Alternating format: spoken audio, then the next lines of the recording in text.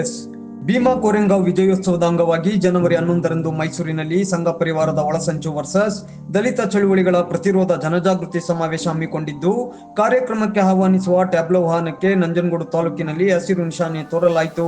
ಗುರುವಾರ ಬೆಳಿಗ್ಗೆ ಪಟ್ಟಣದ ಅಂಬೇಡ್ಕರ್ ವೃತ್ತದ ಬಳಿ ಜಮಾಯಿಸಿದ್ದ ದಲಿತ ಸಂಘಟನೆಗಳ ಒಕ್ಕೂಟದ ಪದಾಧಿಕಾರಿಗಳು, ಮಾನವ ಹಕ್ಕುಗಳ ಆಯೋಗದ ಚೇರ್ಮನ್ ವಕೀಲರು ಆದ ಆಯುಷ್ಮಾನ್ ಉಮೇಶ್, ಸಾಹಿತಿ ಮೂರ್ತಿ, ವಕೀಲರಾದ ಮಂಜುನಾಥ್ ಸೇರಿದಂತೆ ಇನ್ನಿತರೆ ಅತಿಥಿ ಗಣ್ಯರು ದಲಿತ ಮುಖಂಡರುಗಳೊಂದಿಗೆ ಡಾಕ್ಟರ್ BR ಅಂಬೇಡ್ಕರ್ ಪ್ರತಿಮೆಗೆ ಮಾಲಾರ್ಪಣೆ ಮಾಡಿ ಮತ್ತು ಪುಷ್ಪಾರ್ಚನೆ ಮಾಡಿ ಟ್ಯಾಬ್ಲೋ ವಾಹನಕ್ಕೆ ಹಸಿರು ಬಾವುಟ ತೋರುವ ಮೂಲಕ ಚಾಲನೆ ನೀಡಿದ್ರು.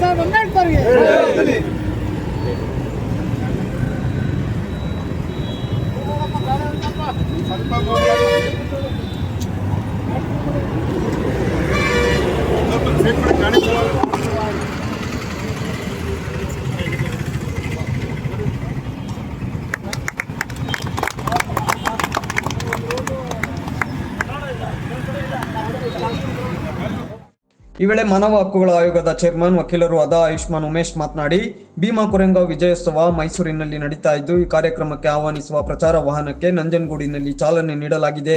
ಭೀಮಾ ಕೋರೆಗಾಂವ್ ಹೆಣ್ಣಿಗಾಗಿ ಮಣ್ಣಿಗಾಗಿ ನಡೆದಿದ್ದಲ್ಲ. ಯಾವುದೇ ಆಹಾರ ಸೇವಿಸದೆ ರಾತ್ರಿ ಎಲ್ಲ ನಡೆದು ಬಂದು ವಿಜಯೋತ್ಸವ ಸಾಧಿಸಿದ ಅವತ್ತಿನ ಘಟನೆಯ ಸ್ಮರಣಾರ್ಥ ಈ ವಿಜಯೋತ್ಸವ ಕಾರ್ಯಕ್ರಮ ನಡೀತಾ ಇದೆ. ಭೀಮಾ ಕೋರೆಗಾಂವ್ ವಿಜಯೋತ್ಸವ ಮತ್ತು ಅವತ್ತಿನ ಘಟನಾವಳಿಗಳು ಪಠ್ಯಕ್ರಮದಲ್ಲಿ ಸೇರಿಸಬೇಕು. ಸಿಎಂ ಸಿದ್ದರಾಮಯ್ಯನವರ ಗಮನಕ್ಕೆ ತಂದು ಮುಂದಿನ ದಿನಗಳಲ್ಲಿ ಭೀಮಾ ಕೋರೆಗಾಂವ್ ವಿಜಯೋತ್ಸವವನ್ನ ಪಠ್ಯಕ್ರಮದಲ್ಲಿ ಸೇರಿಸಲು ಪ್ರಯತ್ನ ಮಾಡುವುದಾಗಿ ಹೇಳಿ, ಜನವರಿ 11ರಂದು ಮೈಸೂರಿನಲ್ಲಿ ನಡೆಯುವ ಸಮಾವೇಶಕ್ಕೆ ನಂಜನಗೂಡು ತಾಲೂಕಿನ ಸಮಸ್ತ ಜನತೆ ಆಗಮಿಸುವಂತೆ ಮನವಿಯನ್ನ ಮಾಡಿದ್ರು. ಬಂಧುಗಳಿಗೂ ಸಹ ಭೀಮಾ ಕೋರೆಗಾಂವ್ ವಿಜಯೋತ್ಸವದ ಶುಭಾಶಯಗಳನ್ನ ಕೋರ್ತಾ, ಏನು ಇವತ್ತು ಭೀಮಾ ಕೋರೆಗಾಂವ್ ಸ್ತಬ್ಧ ಚಿತ್ರವನ್ನ ನಂಜನಗೂಡಿನ ಬಾಬಾ ಸಾಹೇಬ್ ಅಂಬೇಡ್ಕರ್ ಅವರ ಪುತ್ಥಳಿಯಿಂದ ಪ್ರಾರಂಭಿಸಿ 11ನೇ ತಾರೀಕು ನಡೆಯುವಂತಹ ಭೀಮಾ ಕೋರೆಗಾಂವ್ ವಿಜಯೋತ್ಸವದ ಕಾರ್ಯಕ್ರಮಕ್ಕೆ ನಂಜನಗೂಡು ತಾಲೂಕಿನ ಪ್ರತಿಯೊಂದು ಹಳ್ಳಿಗಳಿಗೂ ಕೂಡ ಈ ವಿಚಾರವನ್ನ ಮುಟ್ಟಿಸುವಂತಹ ಒಂದು ಕೆಲಸವನ್ನ ಏನು ಭೀಮಾ ಕೋರೆಗಾಂವ್ ವಿಜಯೋತ್ಸವದ ಸಂಘ ಪರಿವಾರ ಈ ಒಂದು ಕಾರ್ಯಕ್ರಮವನ್ನು ಹಮ್ಮಿಕೊಂಡಿರುವುದು ಒಂದು ಒಳ್ಳೆಯ ವಿಚಾರ ಮತ್ತು ಒಳ್ಳೆಯ ಕೆಲಸವಾಗಿದೆ. ಏಕೆಂದ್ರೆ ಭೀಮಾ ಕೋರೆಗಾಂವ್ ವಿಜಯೋತ್ಸವ ಏನಿದೆ, ಇದು ಯಾವುದೇ ಮಣ್ಣಿಗಾಗಿ ಅಥವಾ ಹೆಣ್ಣಿಗಾಗಿ ಅಥವಾ ಒಣ್ಣಿಗಾಗಿ ನಡೆದಂತಹ ಯುದ್ಧ ಅಲ್ಲ. ಇದು ಸ್ವಾಭಿಮಾನದ ಸಂಕೇತವಾಗಿ ನಡೆದಂತಹ ಒಂದು ಯುದ್ಧ.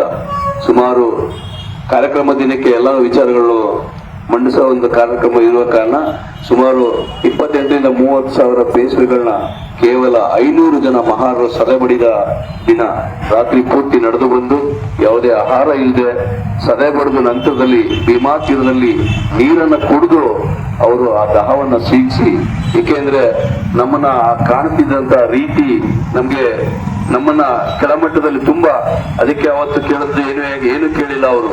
ನಮಗೆ ಬರೀ ಸ್ವಾಭಿಮಾನ, ನಮಗೆ ಸ್ವತಂತ್ರವಾಗಿ ಬದುಕುವಂತ ಒಂದು ಹಕ್ಕನ್ನ ಕೊಡಿ ಅಂತ ಕೇಳದಕ್ಕೋಸ್ಕರ ಇವರು ನಮಗೆ ಸಹಕಾರ ನೀಡಲಿಲ್ಲ ಅಂತ ಬೇರೆ ದಾರಿ ಇಲ್ಲದೆ ಬ್ರಿಟಿಷರ ಜೊತೆ ಸೇರಿಕಾಗಿ ಪೇಶ್ವೆಗಳನ್ನ ಸದೆ ಬಿಡಬೇಕಾಗುತ್ತೆ. ಅಂತ ಒಂದು ವಿಜಯೋತ್ಸವದ ಈ ದಿನ ಅದನ್ನ ಇತಿಹಾಸದಲ್ಲಿ ಸೇರಿಸುವಂತ ಒಂದು ಕೆಲಸ ಮುಂದಿನ ದಿನಗಳಲ್ಲಿ ಆಗ್ಬೇಕು. ಪಠ್ಯ ಪುಸ್ತಕಗಳಲ್ಲಿ ಸೇರಿಸಿ ಅಂತ ನಾವು ಸನ್ಮಾನ್ಯ ಮುಖ್ಯಮಂತ್ರಿಗಳಿಗೂ ಕೂಡ ಕಳೆದ ಬಾರಿನೇ ಅರ್ಜಿಯನ್ನು ಕೊಟ್ಟಿದ್ದೀವಿ. ಈ ಬಾರಿನೂ ಕೂಡ ಅವರ ಗಮನಕ್ಕೆ ತರ್ತೀವಿ. ಈ ಭೀಮಾ ಕೋರೆಗಾಂವ್ ಏನಿದೆ, ಈ ಯುದ್ಧ ಇತಿಹಾಸದಲ್ಲಿ ಮತ್ತೆ ಮಕ್ಕಳ ಪಠ್ಯ ಪುಸ್ತಕದಲ್ಲಿ ಸೇರ್ಪಡೆ ಆಗುವಂತ ಒಂದು ಕೆಲಸ ಮುಂದಿನ ದಿನಗಳಲ್ಲಿ ಆಗ್ಲೇಬೇಕು. ಯಾಕೆಂದ್ರೆ ಏನು ರಾಮಾಯಣ ಮಹಾಭಾರತ ಅಂತ ಹೇಳ್ತೀವಿ, ಅವೆಲ್ಲ ಹೆಣ್ಣಿಗೋಸ್ಕರ ಮಣ್ಣಿಗೋಸ್ಕರ ನಡೆದ ಅಂತೇವು.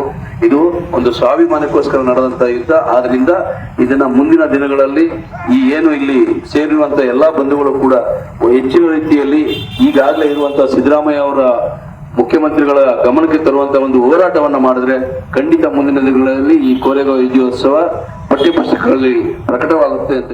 ಡಿಎಸ್ಸಿ ಸಂಚಾಲಕ ಚುಂಚನಹಳ್ಳಿ ಮಲ್ಲೇಶ್ ಹಾಗೂ ರೈತ ಮುಖಂಡ ವಿದ್ಯಾಸಾಗರ್ ಮಾತನಾಡಿ, ಭೀಮಾ ಕೊರೆಂಗಾವ್ ವಿಜಯೋತ್ಸವವನ್ನ ಕಳೆದ 6 ವರ್ಷಗಳಿಂದ ಆಚರಿಸಲಾಗ್ತಾ ಇದೆ. 218 ವರ್ಷಗಳ ಹಿಂದೆ ನಡೆದ ಸ್ವಾಭಿಮಾನದ ಹೋರಾಟದ ಸ್ಮರಣಾರ್ಥ ನಡೆದ ಈ ಹೋರಾಟ ಇತಿಹಾಸದ ಪುಟಗಳಲ್ಲಿ ದಾಖಲಾಗಿದೆ. ಮೈಸೂರಿನಲ್ಲಿ ನಡೆಯುವ ಐತಿಹಾಸಿಕ ಕಾರ್ಯಕ್ರಮಕ್ಕೆ ಹೆಚ್ಚಿನ ಸಂಖ್ಯೆಯಲ್ಲಿ ಜನರು ಭಾಗವಹಿಸಿ ಕಾರ್ಯಕ್ರಮ ಯಶಸ್ವಿಗೊಳಿಸುವಂತೆ ಮನವಿ ಮಾಡಿದ್ರು. ಇಡೀ ರಾಜ್ಯ ಮಟ್ಟವೇ ಗಮನಿಸತಕ್ಕಂಥ ಭೀಮಾ ಕೊರೆಂಗಾವ್ ವಿಜಯೋತ್ಸವನ ಕಳೆದ 6 ವರ್ಷಗಳಿಂದ ಈಗ 7ನೇ ವರ್ಷ ಕಾಲಿಟ್ಟಿದ್ದೀವಿ. ಬಹಳ ಅರ್ಥಪೂರ್ಣವಾಗಿ ಆಚರಿಸ್ತಾ ಇದ್ದೀವಿ. ಮತ್ತೆ ಹಾಗೇನೆ ಈ ಭೀಮಾ ಕೊರೆಂಗಾವ್ ವಿಜಯೋತ್ಸವ ಇದು ಒಂದು ಐತಿಹಾಸಿಕ ವಿಜಯೋತ್ಸವ. 218 ವರ್ಷಗಳ ಹಿಂದೆ ನಡೆದಂತಹ ಈ ಒಂದು ಸ್ವಾಭಿಮಾನದ ಹೋರಾಟವನ್ನು ಇವತ್ತು ನಾವು ನೆನೆಸ್ಕೋಬೇಕಾಗಿದೆ. ಯಾಕೆಂದ್ರೆ ಕಳೆದ 100 ವರ್ಷಗಳಿಂದ ಹುಟ್ಟಿದಂತಹ ಒಂದು ಏನು ಇವತ್ತು ಸಂಘ ಪರಿವಾರ ನಡ್ಕೋತಾ ಇದೆ, ಅದನ್ನ ನಾವು ಮತ್ತೆ ಹಿಂದೆ ನಡೆದಂತಹ ಭೀಮಾ ಕೊರೆಂಗಾವ್ ವಿಜಯೋತ್ಸವದ ರೀತಿಯಲ್ಲಿ ನಾವು ಸಜ್ಜಾಗಬೇಕಾಗತ್ತೆ.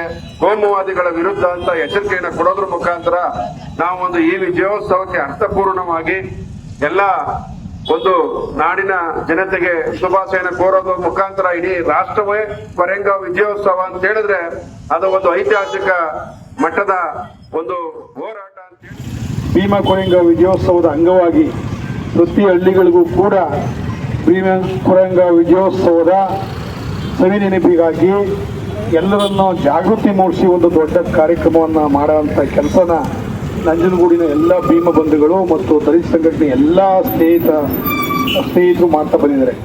ಅದಕ್ಕೆ ರೈತ ಸಂಘಟನೆ ಕೂಡ ಮೊದಲಿಂದನೂ ಕೂಡ ಈ ಒಂದು ಒಳ್ಳೆಯ ಕಾರ್ಯದಲ್ಲಿ ನಮ್ಮ ಒಂದು ಅಳಿಲು ಸೇವೆಯನ್ನು ಮಾಡ್ತಾ ಬಂದಿದ್ದೀವಿ. ಈ ವರ್ಷವೂ ಕೂಡ ಏನು ಬಲಾಢ್ಯರ ಮುಂದೆ ಅಸ್ಪೃಶ್ಯ ಜನಾಂಗ 25,000 ಸೈನಿಕರನ್ನ 500 ಭೀಮ ಸೈನಿಕರು ಸೋಲಿಸಂಥ ಒಂದು ಸುದಿನವನ್ನು ಪ್ರತಿ ರಾಷ್ಟ್ರಾದ್ಯಂತ ಆಚರಣೆ ಮಾಡ್ತಾ ಬಂದಿದ್ದೀವಿ. ಈ ಒಂದು ಆಚರಣಾ ಸಮಿತಿಗೆ ಮತ್ತು ಎಲ್ಲ ಭೀಮ ಬಂಧುಗಳಿಗೆ ಶುಭಾಶಯವನ್ನು ಕೋರ್ತಾ ಈ ಒಂದು ರಥಕ್ಕೆ ಚಾಲನೆ ಕೊಡ್ತಾ ಇದ್ದೀವಿ. ಡಿಎಸ್ಸಿ ಸಂಚಾಲಕರಾದ ಮಲ್ಲಹಳ್ಳಿ ನಾರಾಯಣ್, ಕಾರ್ಯಬಸವಣ್ಣ, ಗಟ್ವಾಡಿ ಮಹೇಶ್, ಸುರೇಶ್ ಕುಮಾರ್, ಗುಣನಹಳ್ಳಿ ನಾರಾಯಣ ಸೇರಿದಂತೆ ಡಿಎಸ್ಎಸ್ ಸಂಘಟನೆಯ ಇನ್ನಿತರರು ಭಾಗವಹಿಸಿದ್ದರು.